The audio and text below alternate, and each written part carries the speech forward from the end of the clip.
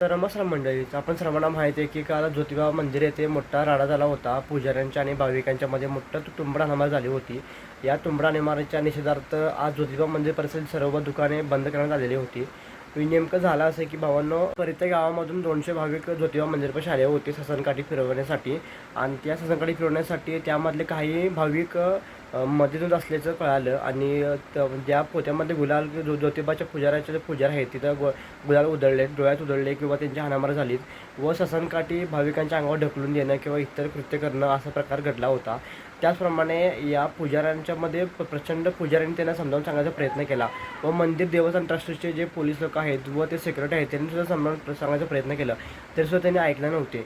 मग त्याच या पुजाऱ्यांनी आणि ते भाविक दोघांमध्ये तुंबड हाणामार झाली, प्रचंड हाणामार झाली व या प्रचंड हाणामारीचा व्हिडिओ सोशल मीडियावर प्रचंड व्हायरल झाला व त्यातील 15 भाविकावर गुन्हा दाखल करण्यात आलेला आहेत व त्यावर 15 पुजाऱ्यांवर सुद्धा गुन्हा दाखल करण्यात आलेला आहेत. आणि याच अनुषंगाने परित्या गावाचे लोक आज मोर्चा काढलीत व ज्योतिबा पुजारी मंदिरातल्या पुजाऱ्यांनी याचा निषेधार्थ म्हणून त्या मंदिर परिसरात सर्व दुकाने बंद करण्यात आलेले होते.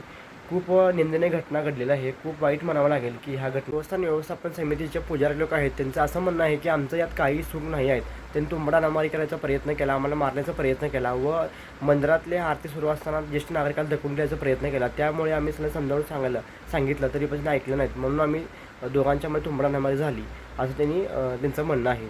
तर भावांना खूप निंदनीय घटना म्हणावं लागेल की भावांना तुम्हाला काय आवडतं कमेंट करून नक्कीच सांगा आणि आपण जास्तीत जास्त शेअर करा आणि सबस्क्राईब करायला विसरू